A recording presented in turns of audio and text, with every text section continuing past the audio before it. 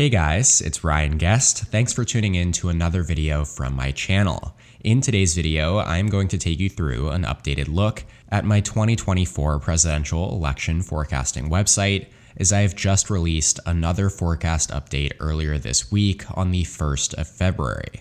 You can follow along on the website at electionpredictionsofficial.com. It'll pop up in the top right-hand corner and be the very first link in the description and comment section below.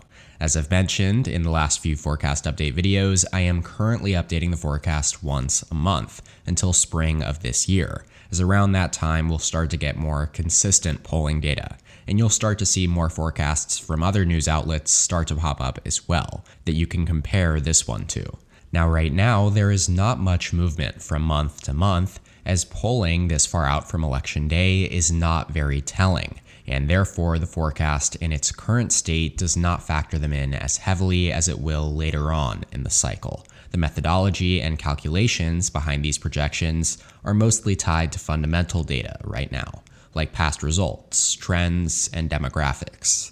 The month of January did provide us, though, with more data than any month of the cycle thus far. Of course, most importantly, we got our first votes of the 2024 presidential race from Iowa and New Hampshire, where Republican frontrunner Donald Trump effectively became the presumptive nominee via resounding victories in both states. That is the biggest change you'll see on the website itself, as his face is now featured on the Republican side of the Electoral College count, opposite of Joe Biden.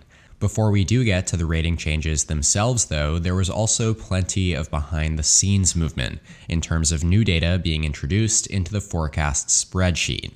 Namely, there is a new category called betting markets, which calculates the average projected margin for every state based on available data from prediction markets and betting markets across the web. We also added a new forecaster into the mix. Elections Daily dropped their initial 2024 presidential race ratings a couple of weeks ago and classified 6 states as toss-ups: Georgia, Wisconsin, Arizona, Nevada, Michigan, and Pennsylvania. No surprises there. US News made one change to their ratings as well, shifting Michigan from lean Democrat to toss-up. Elsewhere, I have also added Yale professor Ray Fair's economic model into the forecast as well. His model is entirely based on economic conditions and has a very strong track record. It currently projects that the Democratic nominee, Biden, will win the national popular vote by 2.92%. Obviously, that is much more favorable to the president than polling is right now in most trackers. Trump leads Biden by a couple of points, according to RCP, 270 to win, DDHQ/The Hill, and race to the White House. One more thing I also added was Joe Biden's presidential approval rating.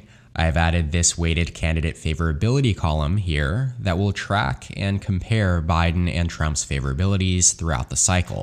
Alrighty, now before we dive into the rating changes in this month's update, please take this time to consider subscribing to my channel below. According to my YouTube analytics page, less than 15% of my viewers over the last 3 months have been subscribed to the channel.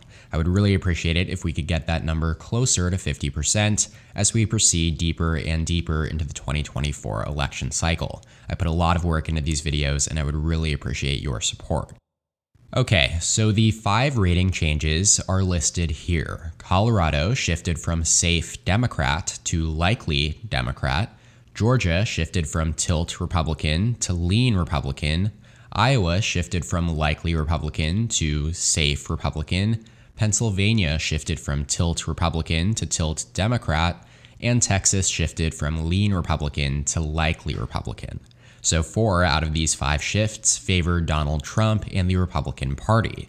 However, the only change that actually moved any electoral votes around is Pennsylvania's shift from tilt Republican to tilt Democrat. Trump's electoral college vote count therefore decreases from 312 in January's update to 293 here this month, while Biden's increases from 224 to 245. So Trump still does have a healthy lead, but by a slightly smaller margin in the race to 270. That being said, Joe Biden's projected popular vote lead decreased since last month's update. he now leads Trump by just 1.9%, with 47.1% to Trump's 45.2%.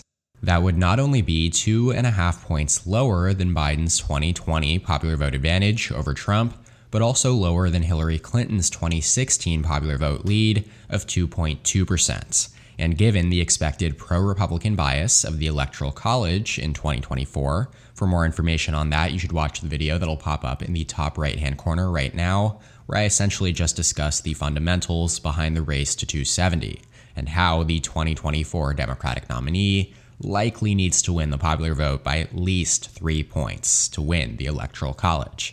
So make no mistake, even a 1.9-point national vote advantage would almost certainly still be a disaster for the incumbent president. Third parties and independent candidates are currently forecasted to garner 7.6% of the nationwide vote. That'd be a slightly higher share than in 2016, which was considered a very strong year for third parties. They got less than 2% in 2020. And so taking a closer look down at the map now, the number of states tilting towards either Biden or Trump has dropped from 6 to 5 for the first time since this forecast's release, as Georgia has left the tilt column to join North Carolina in lean Republican territory. Trump is now projected to win in Georgia by exactly 2 percentage points, right on the edge between tilt and lean. Texas, meanwhile, has joined Florida as likely Republican, with Trump now projected to win the Lone Star State by 7.7%. The implied win probability here is now 85% for the presumptive Republican nominee. The data does, though, say that Trump is still more likely to win in Florida, though, at R plus 8.7, with a probability of almost 90%. In the Midwest, Iowa has now become a safe Republican state for the first time. Along with Ohio, it was already considered a Republican stronghold, but the margin at R plus 12.3 is now in solid Republican territory for the first time. Trump has a better than 99.9% chance of winning these two former Obama coalition states, according to my forecast. In the Upper Rust Belt, probably the most important geographic region in this election, remember that had Hillary Clinton won these 3 states in 2016, she would have defeated Trump, and had Trump held on to them in 2020, he would have been reelected against Biden. So essentially, they held the keys to the White House in both of those elections. The president, Biden, is currently favored to hold just Pennsylvania, with a projected margin of D plus 0.2 in the Keystone states. This comes after a series of polls conducted throughout January showed him ahead of Trump, a rare positive sign for his campaign as he continues to trail in most polls surveyed in Michigan and Wisconsin.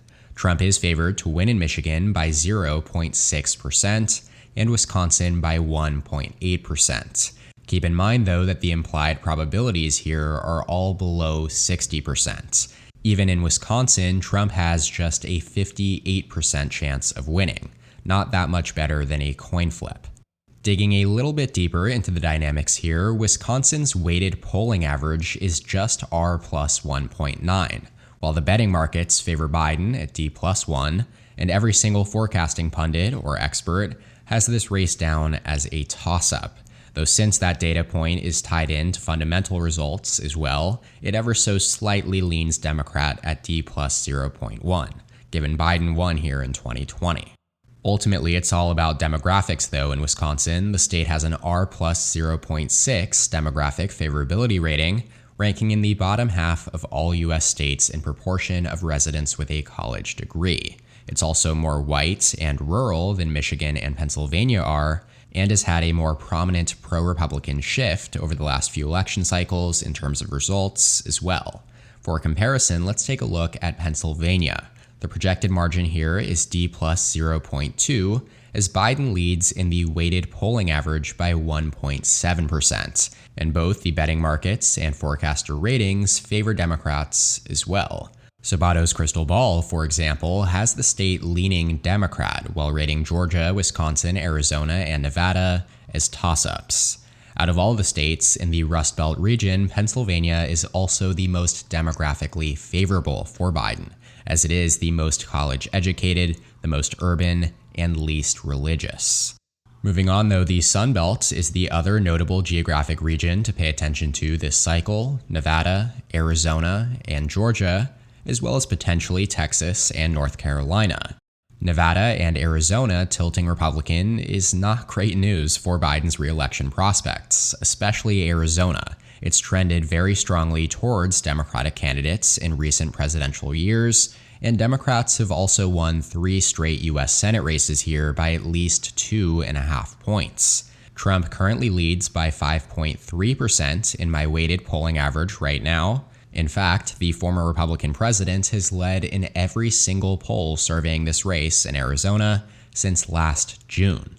The state of Georgia, meanwhile, shifting into lean Republican territory, is probably the biggest news though here. Biden and co. have very little reason to feel optimistic in the Peach State right now. Trump's polling lead is 6.2 points. He's led in each of the last 3 polls surveyed in Georgia by exactly 8%. Betting markets do also seem to be souring on Biden's chances as well. PredictIt gives the Republican Party a 58% chance of winning the state. Currently, the incumbent president's most likely path to 270 is by taking back Michigan and Arizona, which would get him to 271 electoral votes. That does it though for today's video. Feel free to let me know in the comment section what you think of this forecast update, as well as any other videos you would like to see regarding it in the future. Shout out to my channel members on screen here. Thank you so much for your support. If you would like to become a member, go ahead and click the join button below this video to receive exclusive perks. Also, be sure to join the EPO Discord channel. The link is in the description to interact with other members of this community. Finally, be sure to check out electionpredictionsofficial.com. It'll be linked in the description down below for my official presidential election forecast. You can check out more content from my channel here, and as always, thank you so much for watching. I'll see you next time. EP out.